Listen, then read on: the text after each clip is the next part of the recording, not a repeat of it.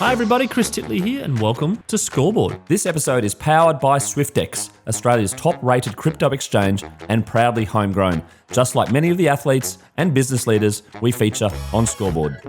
Hi, it's Chris Titley here, and on today's episode of Scoreboard, the podcast, I'm joined by Mitch McCarron. Mitch, thanks so much for being part of this series. Hi Chris, thanks for having me on.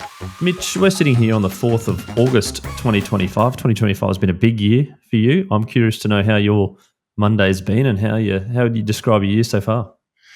Yeah, my Monday's been good. It's been, I don't know the right word, if I have a perfect word for it. It's been hectic. It's been unpredictable. Very, very lucky to have been a professional athlete and kind of stay in that space for a decade. But that was like an unpredictability where it was like, okay, you kind of just had to go with the flow. And now it's like an unpredictability in terms of that's a drastic shift to a different phase of life and not one that I was maybe expecting to make, but at the same time felt like the right thing to do. So yeah, there's been a lot of that this year. In the back of your mind, maybe a couple of seasons ago or whatnot, was there ever a plan B that was sort of coming to fruition, or has it sort of come a little bit suddenly now? I think I was always in the back of my mind. Like, I think even when I was younger, I said, if it hurts more or if I'm not enjoying it enough, I want to stop. If I can't move the way that I want to move, that won't be fun, and therefore I need to stop. And I think it just got to the point where my body I had ignored a couple injuries, or at least tried to play through a couple injuries and just do some side rehab and not really like pay proper attention to that. And then those caught up with me, and I definitely felt that this year when I did my PCL, because it didn't feel like just my PCL; it felt like everything else, and then my PCL all at once. The straw that broke the camel's back, as they say. I think so. So I think it was kind of forced me into. I was already in that space mentally to say, maybe one more year. Maybe 2026 is the year that I say, all right, that's enough. And I move on with the next phase with my family. But it was the right decision to make this year. I'm going to ask a question now around a bit of background noise. I'm going to ask a question now around your relationship, how you feel about basketball right now. I actually still love basketball. I still play with the Eltham Wild. Well, our season just ended actually, but play with the Eltham Wildcats in the NBL 1 and had a ton of fun with the guys. And there's no sour feelings, and I think that was part of the reason why it felt right to step away from full-time basketball, is because I don't ever want to hate the game and resent it. Yeah, that's a really interesting point. And in regards to the next phase of your life, do you want to describe what you're up to now, post-professional athlete life? Yeah, so two different roles. One is with the ABPA, so the Australian Basketball Players Association, and I'm helping with player resource. So essentially, I'm GM of player relations and engagement. Getting around all the NBL, WNBL teams, and a little bit in the national team space as well. Just helping triage them into resources and also offering support on an individual basis as well. I'm really excited about that role. I love obviously staying involved in the league. I thought, maybe I'd have to step away from basketball for a little while and, go get a real job or whatever away from the court. But I'm fortunate enough to stay around the game. And the second role is with the Eltham Wildcats, working there as head of junior pathways. So helping put some pipelines and some pathways that are identifiable for players and coaches and also technical staff eventually, just so kids know where they're trying to go, I guess, and coaches can keep developing. And what is it about basketball that you're in love with and have enjoyed all your entire life? There's a lot to it. I think I've always enjoyed the competitive nature to it as a team. As much as I'd say I'm a competitive individual, I think it's, I like being around groups. I like being around others and trying to get after something with a group of guys that you really get along with is obviously the best part of basketball for me. But also just, I guess that I had some really good coaches when I was younger that kind of emphasized how we want, good people and good humans, and how, doing it for a teammate feels better than just doing something for yourself. And so I think that's part of why I want to continue to coach and give back and be around basketball and help athletes develop, is because I know that feeling when someone's really helped you and then you can pass that along. And that's how we keep growing as a country. As a parent now and seeing coaches play with your kids and teaching your kids, what is it about a coach that made in your view, a coach that was someone to aspire to and made the game fun and wanted you to improve as a person? I had a lot. So all my coaches that I don't mention, you'll have to forgive me. But under 18s, I was playing rep basketball, and Struddy, our coach, kind of, from a technical standpoint, I wouldn't say he was the best technical coach I ever had. But I think he really emphasized, like, we had a talented group, and he really emphasized, like, you're not going to play for yourself. I'm not going to, and he didn't pretend to be, I'm not going to be the most technical coach you ever have, but I'm going to make us play as a group. I'm going to make you share the ball. I'm going to make you, give effort, and then we'll have fun as a group, and we'll win a lot of games, and we'll have fun. And I think coming out of that year, that was a big year for me. On the development side, I was, felt like I was taking big strides, but it was just so much fun to go to training and compete and get after it. And then everyone was super close off the court after that as well. So I think that year in particular, I really grew to appreciate, the why, not just like, why are we doing this? It's just why it's important to play that way and how good it feels. And you just touched on that, the team thing. I've delved into this with other athletes. Your role within the team versus your own individual skill and your own ability. How did you manage that through your career? I think I've always been I've never really considered myself like a star, or, in terms of like there was one true skill set that you'd say, yeah, Mitch is the best at that in the age group. And I think I knew that, and I accepted that early on. I wasn't going to be the greatest scorer. I really enjoyed passing.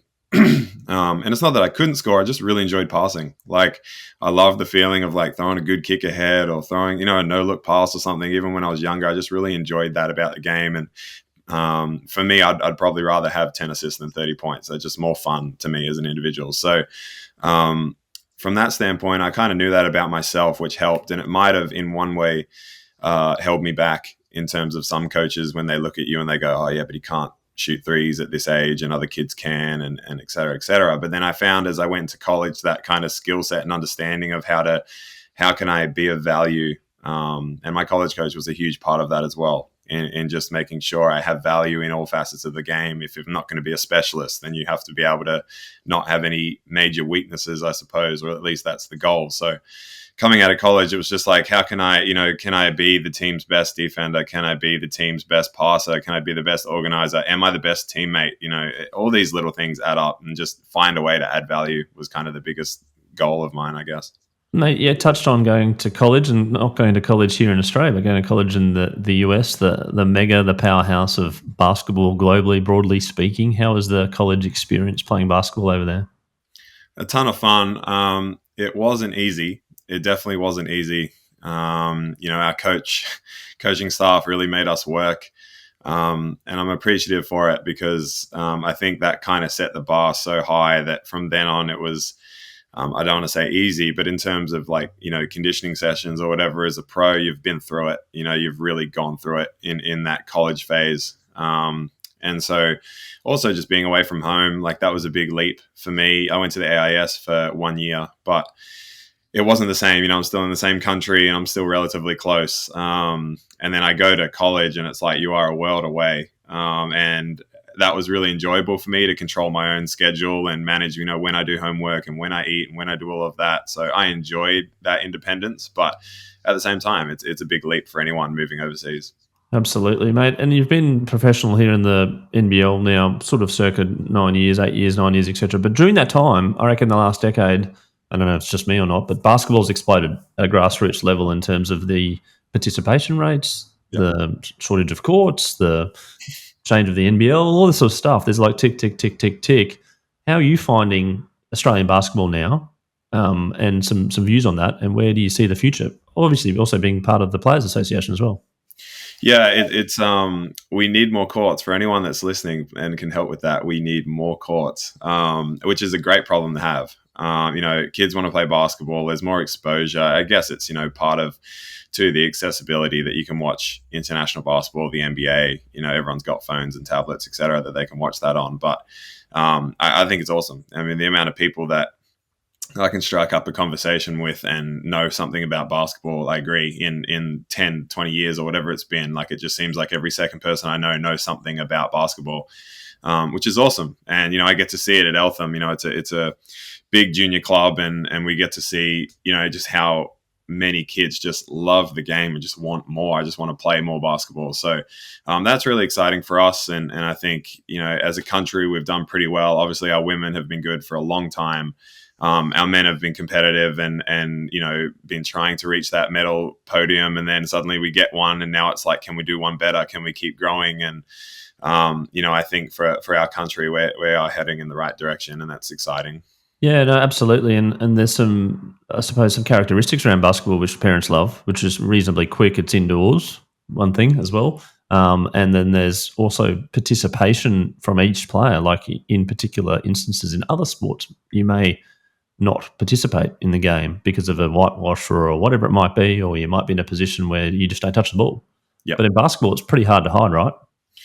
Yeah, and I think that's what we're finding. And one thing that it's not a brag, but one thing I love about Eltham is just that, especially in terms of domestic basketball, is the inclusivity about it, and the fact that we want kids getting on the court and enjoying the game and experiencing the game. And, we have our competitive pathway as well, where, we have our, rep teams or whatever it is. But from a domestic standpoint, we want kids getting out there and experiencing and loving it and looking forward to their Saturday domestic game where they get to run around and compete and have fun.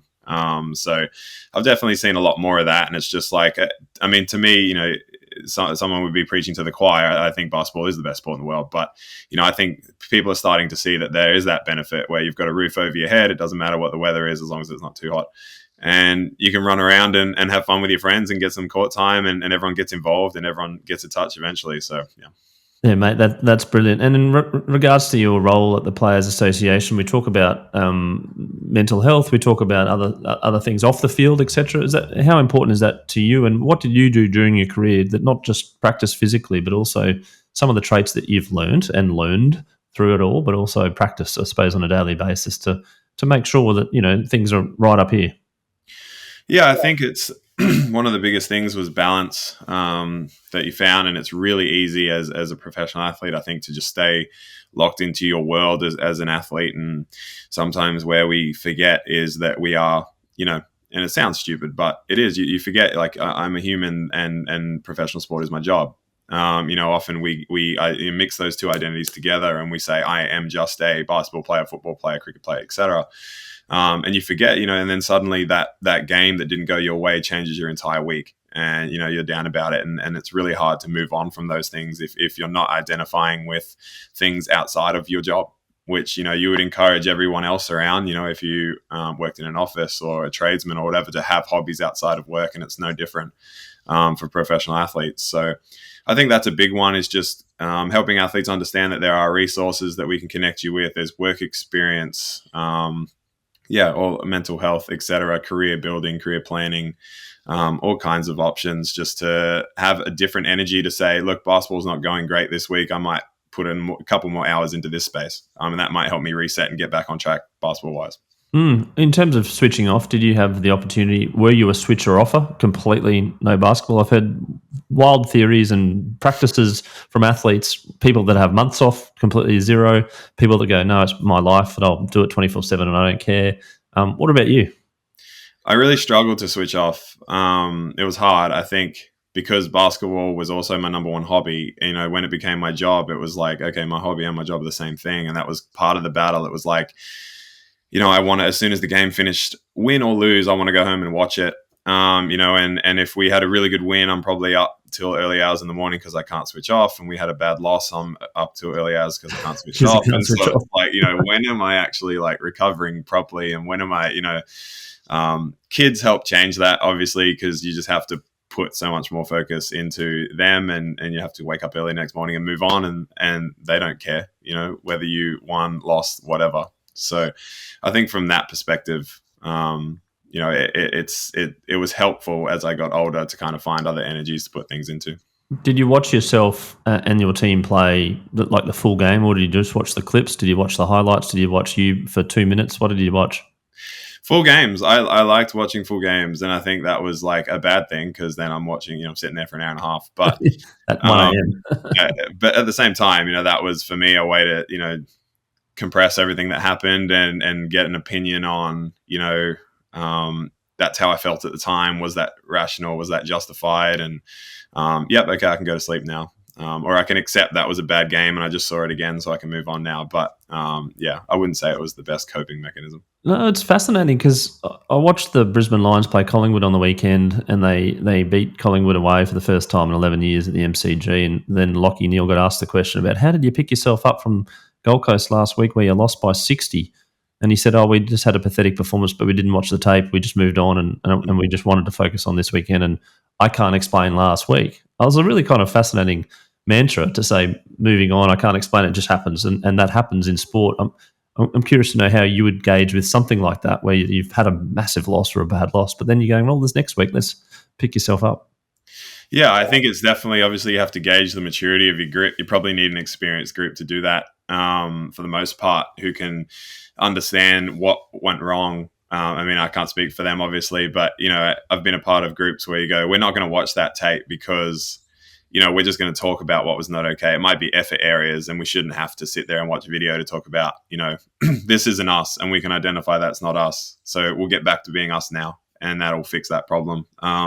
If there's major patterns in play, it's maybe something in training that we can implement and talk about what didn't work, etc. So, you might not feel like sitting there and watching video brings back a negative vibe as well, and you want to put that vibe and leave that on the past weekend and say, we're going to take the lessons, but we're going to leave the vibe. Mate, you've played for a number of teams, and I'm not going to ask you who your favourite child is, but what I'm going to ask is around the different elements and learnings of clubs that you've got, from CEOs to leaderships to fan groups to coaches to players, and I suppose some of your happy memories of particular clubs. You can name them if you want, or not name them, doesn't really matter. But more like what made it good, what made it for you, right for you. It's cliche to say the teams that won the championship, but at the same time, like, they do go hand in hand. I mean, we had a ton of fun on those teams, and they were talented teams, but also teams that played for each other. I was really fortunate to step out of college and go to second division Spain, Lebara, and just a much older group, a really experienced group, and I was stepping into a new world that I didn't really understand. I definitely didn't speak Spanish, so I was trying to, catch on, and they were just really great to me and helping me get ready and upskill quickly and adjust to Spanish basketball, which was completely different. So just a complete cultural adaptation and basketball adaptation for me in my first year, and it was really, really good for me. And then we ended up winning the championship, which was even better, and just celebrating with those guys and seeing how happy it made them, to win it for their city and et cetera, et cetera. So that was a special memory. And I think also just Melbourne United was another good one. I won one in Slovenia, and not to say it was like less exciting. I was just there for a shorter period of time. I think the most exciting one was Melbourne United, just because it was that COVID year. And it felt like it went for 2 years. Not because the group was bad. The group was great, and I loved it. It's just, it was the longest season ever, like the longest preseason, and having to sit out and stay at home and do all these tests to come back and prove that you were fit, and et cetera, et cetera. It just felt like a really, really long year. So to win it all at the end was kind of the cherry on top.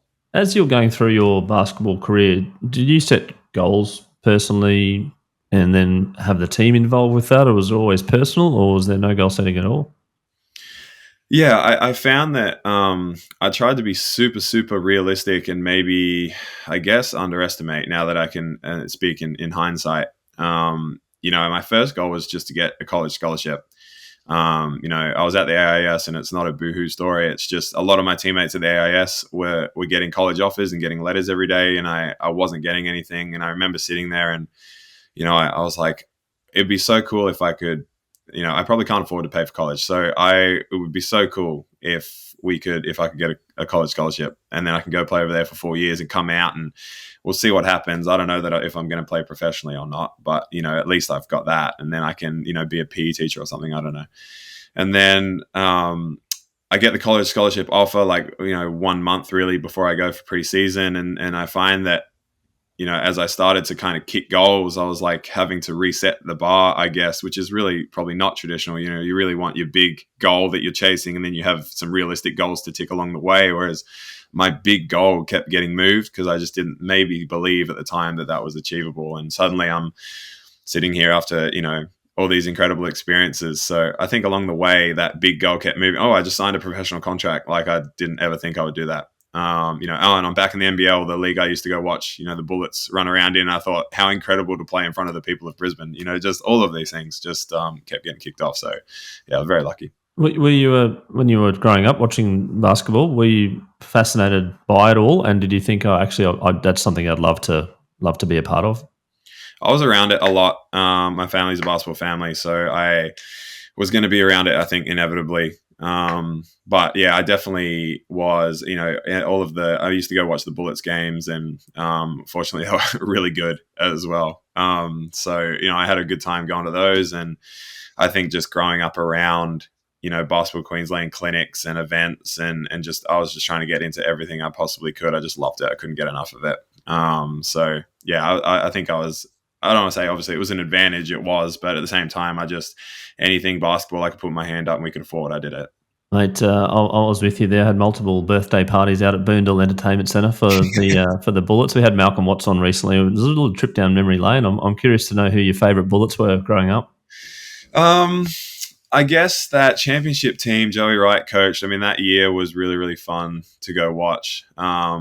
I didn't know any of them, but I knew some people who knew them. And so, I'd get stories, and I thought that was so cool that they knew the Bullets, and, Ebby Arar and Sam McKinnon and Dylan Boucher and, Mark Bradkey and all those guys. And I think, CJ Bruton obviously was someone that I was just like, man, these guys are so good and so fun. They played fast. They kicked the ball ahead. Adam Gibson's checking up full court, young Chris Goulding's in that group. And I think from my perspective, I was just like, obsessed with basketball from that, watching them play in the crowd and getting around them. And I was like, man, that would be so cool to do one day. So, I'm grateful for those teams.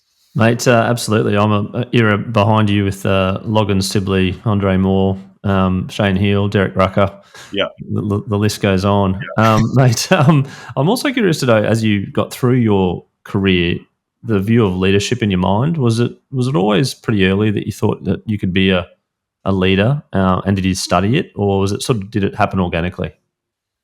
No, I definitely didn't study it. I think, ironically, like, I wouldn't sit here and say I'm the greatest leader. I don't I think it's a skill set I have, just because it's not so much like, hey, I'm a leader. I'm not an alpha by any means. I don't want to be seen that way. I guess I just like working with people and like trying to help people, because again, like as we talked about earlier, I just think that's the most fun, working as a team to get a job done, and then that's the best feeling. So I think I've always just enjoyed personal interactions. I've enjoyed building relationships with teammates and getting to know them and getting to know their backgrounds and their families and stuff like that as best I can, because I enjoy that genuinely. It's not so much does that translate to me being a good leader on the basketball court. It's just nice to have a personal relationship. It's hard to ask people to do things on the court if you're not, they don't have the trust that you do the same for them. So I think there's a connection there. And yeah, I guess that has pushed me into some leadership positions and some challenges that, I've enjoyed, but yeah. I'm also curious to know some of the habits that you had prior to the game. Was there some superstition? Did you get nervous? Was there some techniques that you used to bring the best out of you? I was definitely anxious regularly, in a good way. Like, I was just excited to play. I hate sitting around, so I hated sitting out injured. Like, that was the worst. Going to a game injured was just like, you're not playing today, and it was just like, oh man, I got to sit here and wait and watch, and that sucked. And I also hated the warm-ups, to be honest. They go for so long, you're there so early, and I know it's important. It's just that period for me was just like, I really just want to play. I want to start the game. So I guess from my perspective, I always was keen to play, but yeah, I hated the waiting around, and I hated all the pre-game stuff where we sit around and I sit in the locker room for 45 minutes, and I just wanted to get on court and play. Were you a person that was pretty hard on yourself when things didn't go your way? Were you your own worst critic? Yeah, definitely. I think it's fair to say I'm a tough self-critic for sure. Right, and then in regards to, I suppose, the performance, some things don't go your way, and you beat yourself up, and we talked about that in terms of your critic. I'm also curious to know about your competitive nature off the court. Obviously, you said you're competitive, and that is a trait of high performers that I've seen. But was it winning at all costs? Was there something in, do you kind of play Scrabble with your family and want to win? That's my wife. Don't play board games with my wife. I think I've learned to take a step back. And again, having toddlers now, I'm learning all the time about how to manage, language and conversations, and how easy it is for them to, get really serious about something. My son especially, it's like already he's just like, oh, but I need to win. It's just like, well, no, we don't. So I think that's really helped me as well. But I take it back to the Eltham Wildcats as a club. Our focus is really not necessarily about win all. We want to win, obviously. We are trying to win, and it's healthy to be competitive and to get after it and do your best. But at the same time, you have to take a step back and be like, what is our purpose? And it is to develop. It is to get you ready for what's next, or to allow you and enable you to have fun in what you're doing. So I think that has helped as well, take a step back for me and realize, like, yeah, being competitive doesn't mean winning or losing. It just means giving it everything and trying to be better each time. Do you reckon you've got a ledger of win-losses of games in your head since you've played professionally? I don't. I am hoping I had more wins than losses, but I don't have the count. See, this is funny. Like, I talk to professional athletes about competitiveness and winning and losing, and then some come out the other side, and some come out minorly ahead, some come out, it's like, oh, luck of the draw. It's really interesting from a point of view of competitiveness, where things have landed in hindsight. I'm also, you touched on the injury side of things, and you've had some injuries, obviously, for the last couple of seasons, etc. And that frustration, obviously, resilience is a trait that you've learned over that. How did you view injuries? Obviously, the initial part where you're disappointed, there's probably 10 different emotions when you first do it, but also that recovery period. Some people have called it blessing, some people have called it part of the game, price of entry. Your view? Yeah, it's a really hard one. I think there's a responsibility, to be honest. Again, this is my personal opinion. I think there's a responsibility to be honest with people that are paying to attend games. And not that I ever, I'm not trying to stand on my lectern and be like, hey, I always played as hard. There was times where, like, I didn't want to be there because I was in a lot of pain, but at the same time, sitting out was a worse option. I don't want to do rehab and sit there and not play either. So, even for myself, I wanted to always play if I could. And unless the physio ruled me out, I was probably going to play. If he asked me, what do you think? I'm playing. So I guess it was always an easy decision for me. I don't think people, injury management is important. And I can sit back and say, myself, that I ignored some things I shouldn't have. But I think that was more away from the court. Like a game day, sorry. I think it was more away from game day and more like throughout the week. I just be like, oh, I'm going to ignore that. I'm going to ignore that. And then a month later, you're like, I should not have ignored that. So it was more away from the game day arena with all the fans in it. It's more day-to-day training and making sure you're doing your prehab, your rehab. Are you hydrating? Are you eating right? Because all those things add up. Yeah, it's an interesting point. I chatted to Tom Boyd about this and the injuries that he went through as an AFL player. And he just said it just didn't feel right in terms of, like, obviously wanting to get back as quickly as you can. The recovery periods are probably shorter from AFL players versus the common person because it's their job and they want to get back and they want to win premierships, etc. Is there something there you think that there could be some better systems or better support or something around injury management during your career and maybe moving forward? Yeah, I think it's going to be a forever debate because the clubs will obviously turn around and want their athletes playing. They're paying them to play, so they're always going to want them to be on the court, on the field, whatever. I think it's also a player's responsibility to be honest and have conversations and say, hey, this is hurting because I wasn't great at that, especially in the early part of my career. I just didn't bring it up.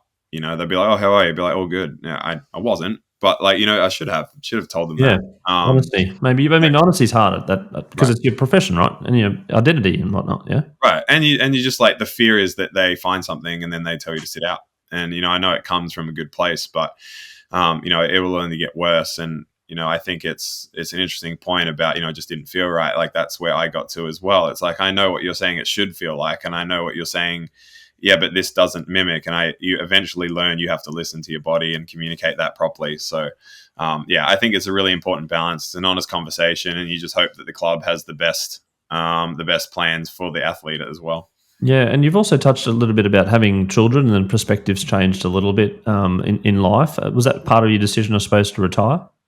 It definitely weighed into it. Obviously, the Breakers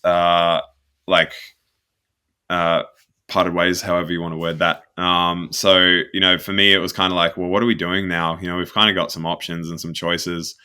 Do I wait and sign with someone else? Do I not sign and wait? Do I sign immediately? And I guess I was at the point where I was like, my body is really sore. I'm trying to listen to it more than I ever have before. And it's kind of telling me, I don't know that you can do this every day anymore.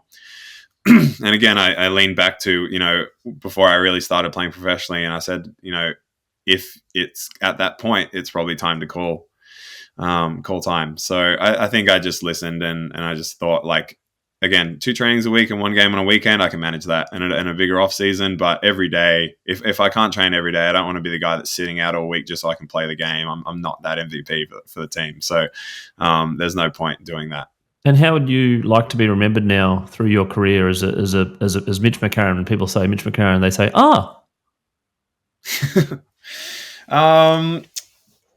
As lame as it sounds, I just hope that they knew that I cared about them as a teammate. Again, I'm pretty huge on that, and I think that's why I'm really enjoying this role with the Players Association, is that, I really want people to understand that they're humans, and as much as we want to perform well and play well every week, we don't, and that doesn't mean that you are devalued as a person. So, I think, as I got older, it got easy. Social media, online gambling, whatever it is, people cop a lot of abuse, and it's easy to get caught in that world. So I just hope that, people knew they could always come to me, and I tried to just be that guy that I would always be open for conversation, or if you're in trouble or you need help with something, you could come to me. So yeah, that's how I tried to be.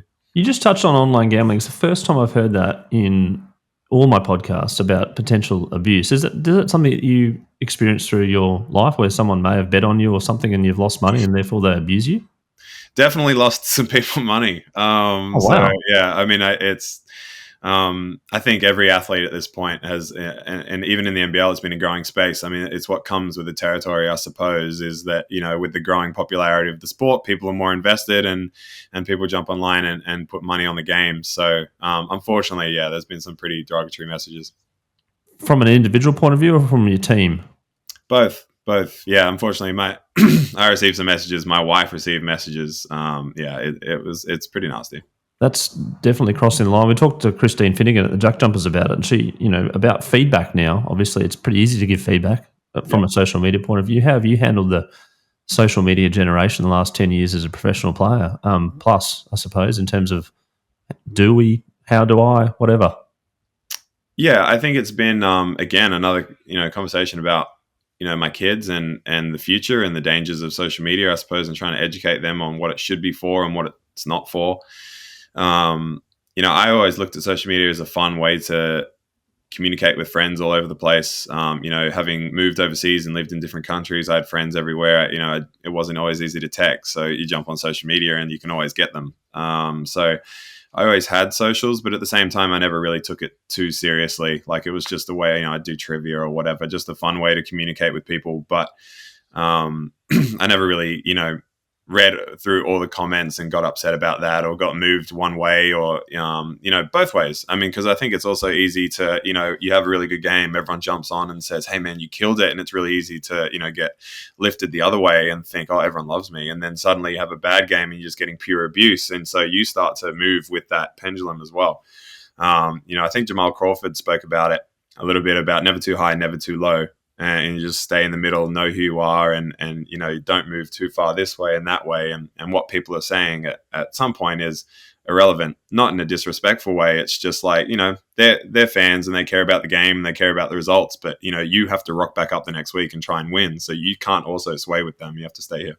I remember Paul Salmon talking in a podcast that Kevin Sheedy got booed off, right? And Kevin Sheedy just took him over and said, mate, they have no idea. Like, they have literally no idea about you. Like, they're just going for the moment. They'll forget about it, etc. But it was really interesting, like, behind the scenes. And yeah, no, it's a fascinating topic. We could talk about it for a long time. But now let's go on to you for a little bit, Mitch, about some of some of the traits and I suppose some of the moments in your life. The first question I've got is about your scoreboard moment, which I call, this podcast a scoreboard moment. It's a moment in your life which is very vivid. Could be yesterday, or might feel like yesterday. And from that moment, things changed. I think, in all honesty, I think the scoreboard moment was probably in Spain. And we were in what they call the Princess Cup. And it's the middle of the year, the top team plays the second team, whatever it is. And I had no idea about this concept. To me, coming from Australia, I was like, a championship game in the middle of the year, what does that mean? Why do you care about that? But they did. They really cared about it. And, I was like, okay, I guess we're getting up for this. And then we ended up winning that game. It went to double OT. It was super dramatic. My nose got broken at the end of the fourth. It's bleeding everywhere. I just wanted to get back on the court because I'm like, this is the crowd is going wild. And I was like, I want to get back on the court and I want to play. And then I missed the first overtime, trying to clog my nose basically the whole time. And then I came back on for the second overtime and it was shot for shot for shot for shot.